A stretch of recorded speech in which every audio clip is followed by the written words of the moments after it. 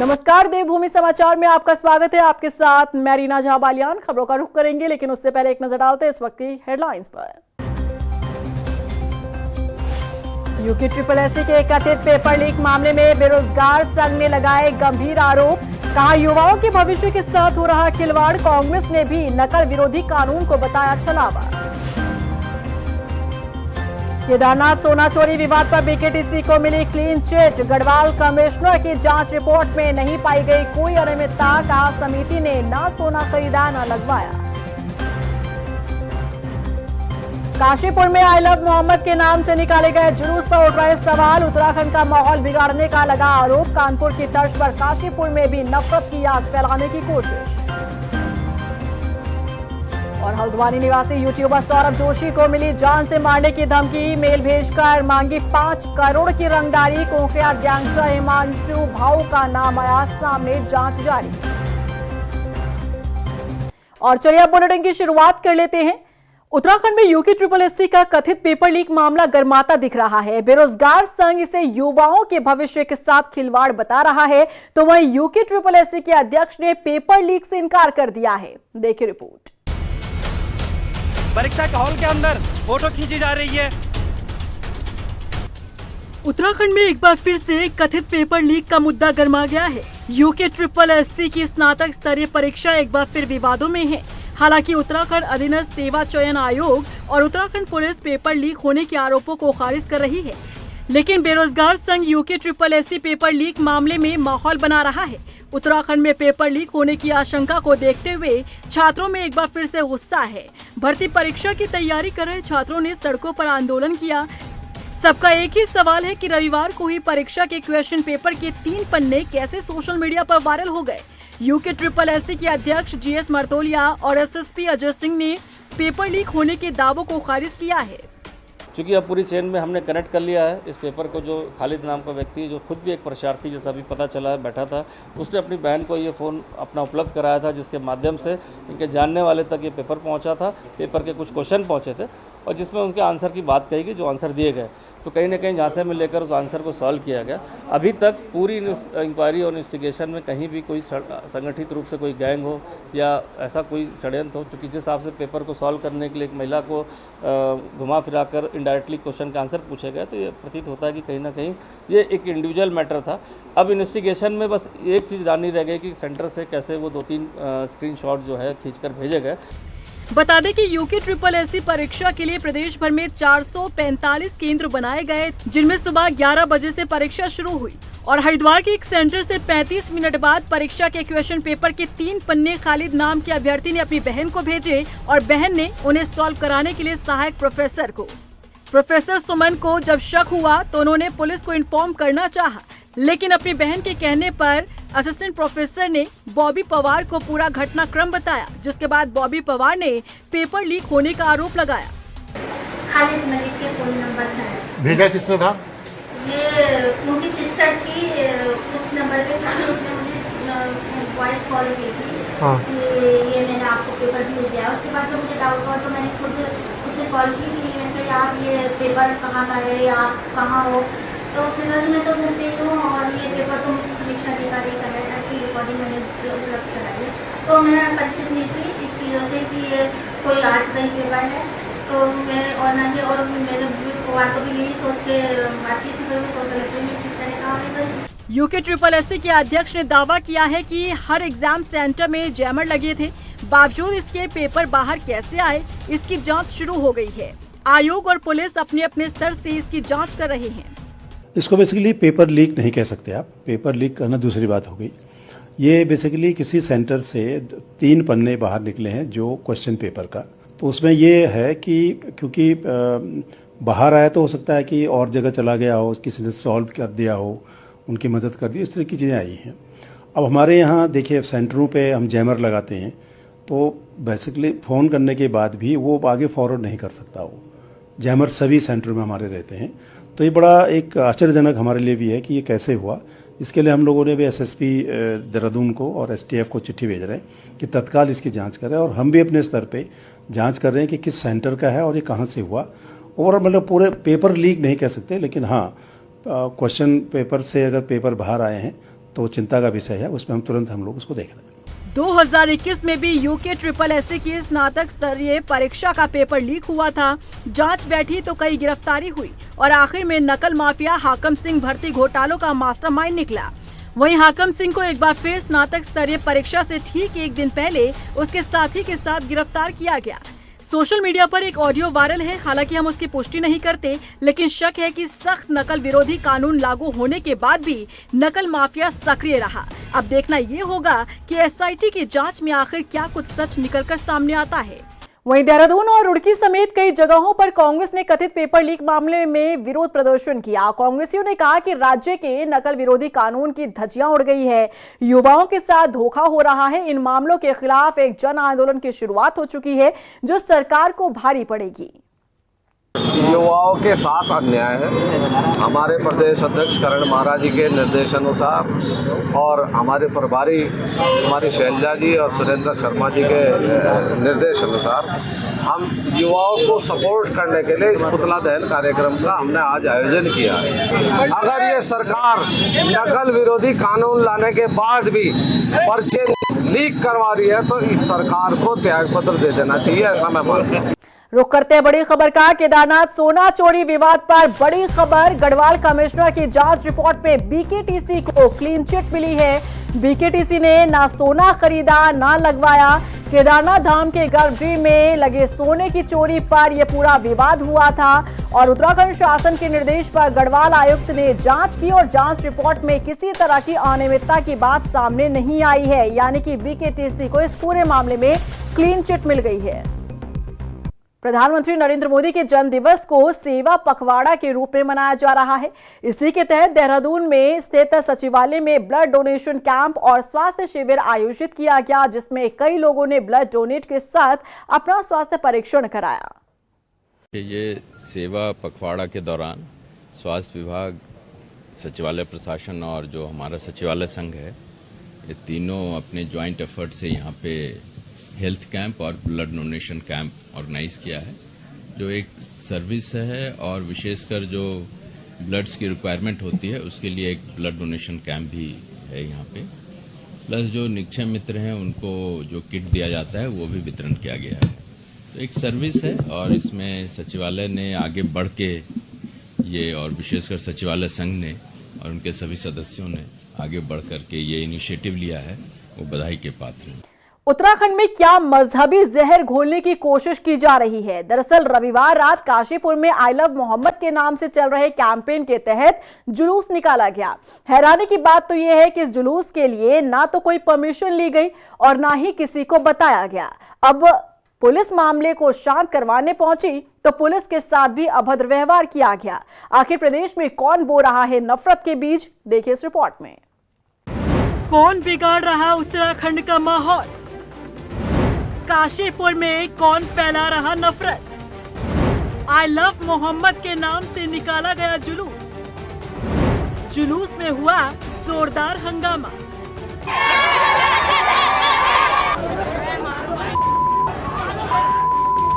काशीपुर के अली खान इलाके में कुछ लोगों ने अचानक आई लव मोहम्मद लिखे बैनर लेकर जुलूस निकालना शुरू किया।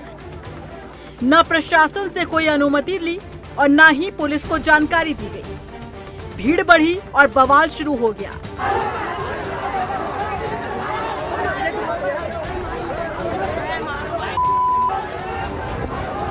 पथराव हुआ, पुलिस से धक्का मुक्की और मारपीट तक की नौबत आ गई।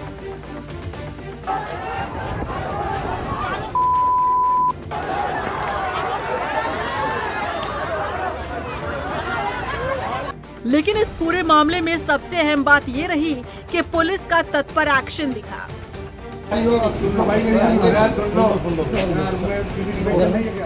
जैसे ही सूचना मिली, जिले के पुलिस मुखिया के निर्देशों पर एसपी सिटी तत्काल मौके पर पहुंचे और अपनी सूझबूझ से हालात पर काबू पा लिया। भारी पुलिस बल ने मोर्चा संभाला और कुछ ही घंटों में सिचुएशन कंट्रोल कर ली गई। पुलिस की इस तेजी का नतीजा ये रहा कि ना तो शहर में कोई बड़ी जनहानि हुई और ना ही उद्योग व्यापार पर असर पड़ा। पुलिस ने साफ कर दिया कि ये उत्तराखंड है, यहाँ कानून का राज है, किसी का भी गुंडा राज यहाँ नहीं चलेगा। देखिए, आज रात 8 बजे नदीम अख्तर नामक व्यक्ति के द्वारा अपने कुछ साथियों के द्वारा किसी बाहरी प्रदेश में घटना के संदर्भ में युवाओं को गुमराह करके एक कार्यक्रम रखा गया था, जिसकी इसके द्वारा पुलिस को न सूचना दी गई, न किसी तरह की कोई अनुमति ली गई थी और यहाँ शांति व्यवस्था को प्रभावित करने का प्रयास किया गया।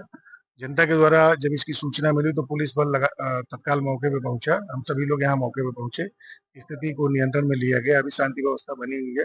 जो लोग भी इसके बहकाव में आकर के या स्वयं द्वारा इसके जो यहाँ शांति व्यवस्था को चुनौती देने का प्रयास किया गया, आइडेंटिफाई कर रहे हैं।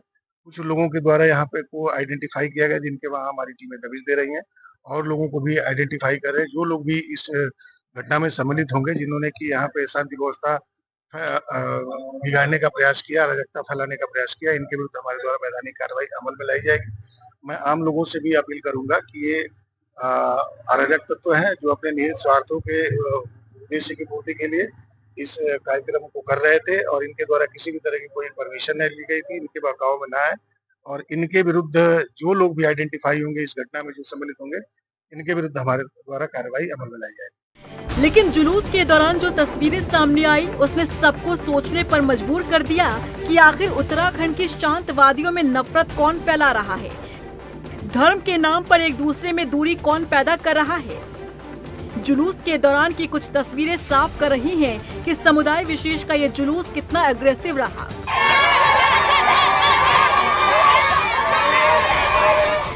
क्योंकि जुलूस में शामिल लोगों ने पुलिस के साथ भी अभद्र व्यवहार किया।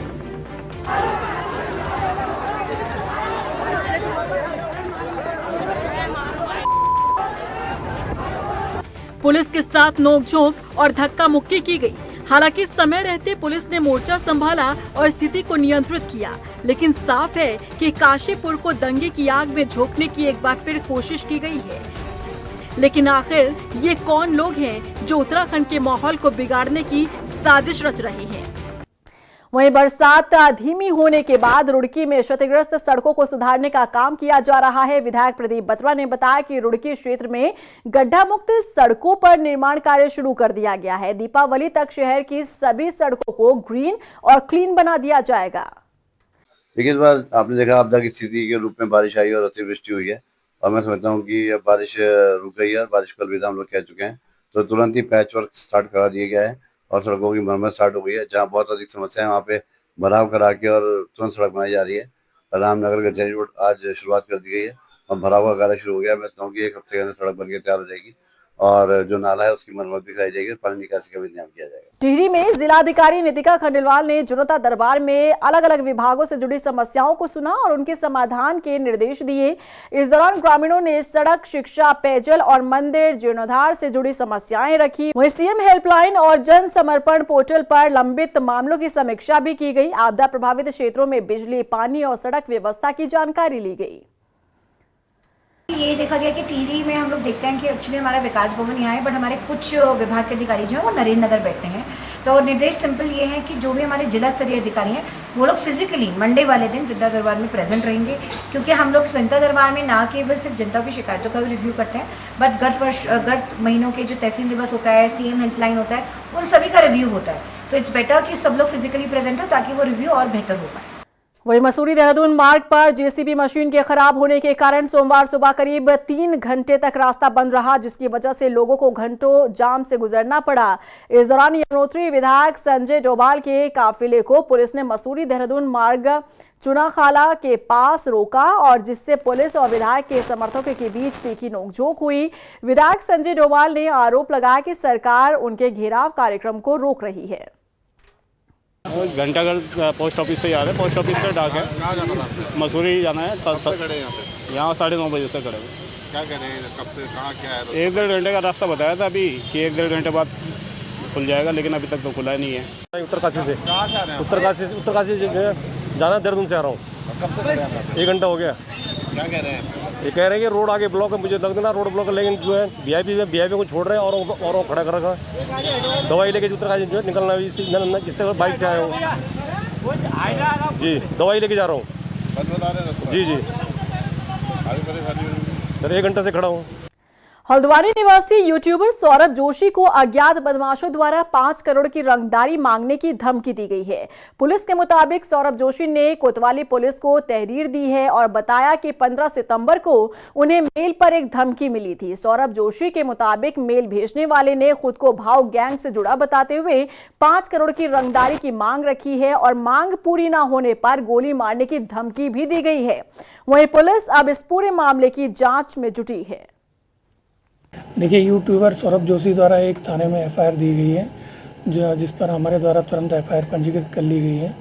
साथ ही जो उसमें कंटेंट है कि एक मेल प्राप्त हुआ है किसी भाऊ गैंग का, और जिसका वो कंटेंट ये है कि उससे 5 करोड़ की फिरौती मांगी गई है और न देने पर जान से मारने की धमकी दी गई। उसमें हमने अपने साइबर सेल और लोकल पुलिस को एक्टिवेट किया है। हमें उम्मीद है हम जल्द इसको भी ट्रैक करके क्या लग रहा है कोई गैंग कर हमारा बाहर केस में। रुड़की में एचआरडीए कार्यालय के बाहर किसानों ने धरना देते हुए जमकर नारेबाजी की। किसानों का कहना है कि उनके घर, दुकानें और खेतों को एचआरडीए द्वारा सैटेलाइट नक्शे के आधार पर ग्रीन जोन घोषित करने की तैयारी की जा रही है, जिसका विरोध किया जा रहा है। किसानों का कहना है कि अगर एचआरडीए ने अपने इस कार्य में बदलाव नहीं किया तो बड़ा आंदोलन होगा। मास्टर प्लान 2040 के तहत एक नक्शा बनाया गया है जिसमें विभिन्न क्षेत्रों को अलग अलग जोनों में रखा गया है। किसानों से इस संबंध में कोई बात नहीं करी गई, ना ही ज़मीनी स्तर पर इस तरह का कोई सर्वे किया गया है। ये एक हवाई सर्वे है और किसानों की मर्जी इसमें नहीं है। किसानों को व्याप्त रोष है। कुछ ज़मीनें ऐसी हैं जिसमें खेती हो रही है, कुछ ज़मीनें ऐसी हैं जो आबादी में हैं, कुछ ज़मीनें जो हाईवे के बहुत पास हैं उनको बहुत दूर दिखाया गया है। तो बहुत सारी त्रुटियां इस सजरे में, इस नक्शे में है। उधर मंगलौर में कस्बा पुलिस चौकी ने मेडिकल संचालकों के साथ बैठक आयोजित की, जिसमें बिना रजिस्ट्रेशन के मेडिकल स्टोर संचालित न होने की बात कही गई। मेडिकल स्टोर पर फार्मासिस्ट की उपस्थिति भी अनिवार्य होगी। बिना डॉक्टर के पर्चे पर कोई भी दवाई नहीं दी जाएगी। इसके साथ ही बताया गया कि स्थानीय पुलिस लगातार मेडिकल स्टोर्स की जाँच कर रही है। उनकी एक मीटिंग ली गई थी। उन्हें इस संबंध में यहाँ जो दिशा निर्देश हैं, जिनके बारे में इनको पहले से भी जानकारी है, लेकिन लगातार शिकायतें जो मिल रही हैं उसके सापेक्ष से इनकी मीटिंग ली गई कि जो पहली चीज़ ये है कि जो भी मेडिकल स्टोर संचालित किए जाएंगे वो प्रॉपर रजिस्ट्रेशन उनका होगा। बिना रजिस्ट्रेशन के कोई भी मेडिकल स्टोर संचालित नहीं किए जाएंगे। तो दवाएं बिक्री की जाएंगी वो डॉक्टर के प्रिस्क्रिप्शन के बिना कोई भी दवाएं नहीं बिक्री की जाएंगी। और तीसरा जो मेन चीज़ है वो ये है कि कोई भी नाबालिग दुकान में नहीं मौजूद मिलेगा।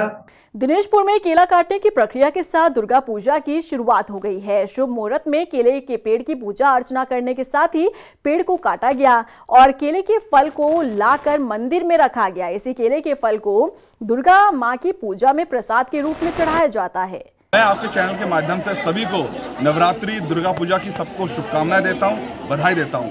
आज सार्वजनिक दुर्गा पूजा महोत्सव 2025 दिनेशपुर कमेटी ने केला काटने से नवरात्रि का शुभारंभ किया गया है। 7 दिवसीय यहाँ सांस्कृतिक कार्यक्रम होगा, भंडारा होगा और भव्य मेले का आयोजन किया जाएगा। हमारी कमेटी पूर्व में जो काम उत्सव हुए हैं उससे बेहतर करने की कोशिश करेगी। और इसी के साथ फिलहाल इस बुलेटिन में बस इतना ही, लेकिन चलते चलते एक नजर डालते हैं इस वक्त की हेडलाइंस पर। यूके SSS के कथित पेपर लीक मामले में बेरोजगार संघ ने लगाए गंभीर आरोप। कहा, युवाओं के भविष्य के साथ हो रहा खिलवाड़। कांग्रेस ने भी नकल विरोधी कानून को बताया छलावा। केदारनाथ सोना चोरी विवाद पर BKTC को मिली क्लीन चिट। गढ़वाल कमिश्नर की जांच रिपोर्ट में नहीं पाई गई कोई अनियमितता। कहा, समिति ने न सोना खरीदा न लगवाया। काशीपुर में आई लव मोहम्मद के नाम से निकाले गए जुलूस पर उठ रहे सवाल। उत्तराखंड का माहौल बिगाड़ने का लगा आरोप। कानपुर की तर्ज पर काशीपुर में भी नफरत की आग फैलाने की कोशिश। और हल्द्वानी निवासी यूट्यूबर सौरभ जोशी को मिली जान से मारने की धमकी। मेल भेजकर मांगी 5 करोड़ की रंगदारी। कुख्यात गैंगस्टर हिमांशु भाऊ का नाम आया सामने, जांच जारी।